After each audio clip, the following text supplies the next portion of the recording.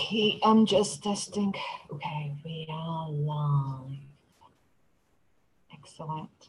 Okay, so today is Monday, beginning of new week. Okay, I'm just testing. Okay, we are live. Oh, sorry. This is my first attempt. How to do it. Okay, so now we are live properly. So I wanted to share some lessons from the billionaires, from the Shark Tank participants.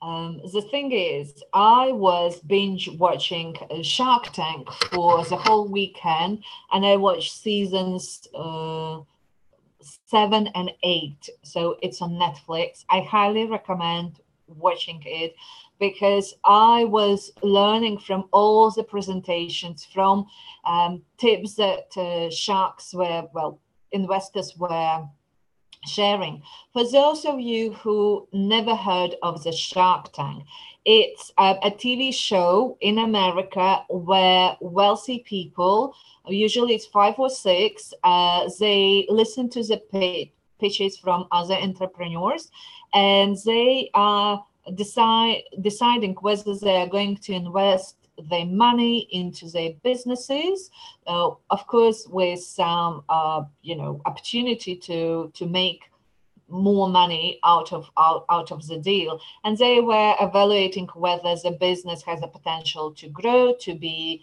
$1 million business, and so on and so on, so they can get their money back. Then in general, so yes, it is a show, but all the pitches were real, money was real, and it was interesting to watch as an entrepreneur. So my name is Inga Deksne. I help small business owners to run their business profitably, to reach more people using social media. Most importantly, how to enjoy doing it. And for me, it was such a great opportunity to learn and observe. And I wanted to create this series where I'm going to share with you one lesson at a time, so it's not too long. One lesson at a time, what are my aha moments lessons from this show. For people in UK, we have Dragon's Den, but comparing both shows, I prefer Shark Tank. It's more vivid, more colorful in terms of presentations and ideas. So I prefer Shark Tank rather than Dragon's Den. Anyway, it's not important the details, but just going through the first my aha moment, and it doesn't matter whether you're going to apply for the funding. As these lessons are applicable to any businesses, either products or services at any stage. Some of them may be very obvious, but we forget because it's so, so simple. So, and the first one, which I wanted to talk about today, is passion is not enough. So I was watching all the business owners who were so passionate about their ideas. They were, well, upset when they didn't get the deal, but sometimes passion can work against you in terms when you become oblivious to your numbers, or whether when you don't see that your idea is not financially viable, or that your business models that you have chosen is not suitable for a long-term scaling. And sometimes people are passionate and they think that because they're so passionate, it should work. Passion helps because running your own business is not for the faint-hearted. That's true.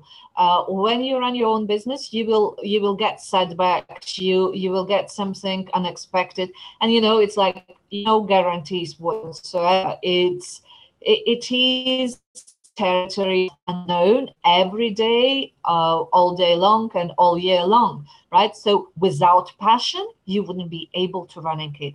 But passion is not enough. It's not enough to be super passionate about your idea, super passionate about your business. It's normal, it's given. If you're not passionate, you don't do your business, because passion, and this was the phrase I also heard in on the show. So some of them were saying that only entrepreneurs choose to work for themselves, to go away from working 8 working hours a day to work 12, but just work for yourself. Like when you quit your 9 to 5 job, which is secure and it has a certain amount of hours, but when you start doing your business, your working days can be much longer. And then when passion helps, because without passion you can't do it, but you can't rely on it. So don't get hung up onto I'm so passionate about my idea. Make tough decisions when some things that you decided, you created a service, a package, and it turns out not to be viable or feasible anymore, or it's you work more and return is so minimal. Put your passion away. Be more sensible about your numbers, your sanity, and learn how to step back and take your passion into different direction. So this was my first aha moment. Please do subscribe to my YouTube channel. And I would love to hear your comments, whether you have watched the show. If not, do watch them. You can find them on YouTube as well. And I would love to hear how you feel about the whole show. So thank you for watching, and talk to you very soon.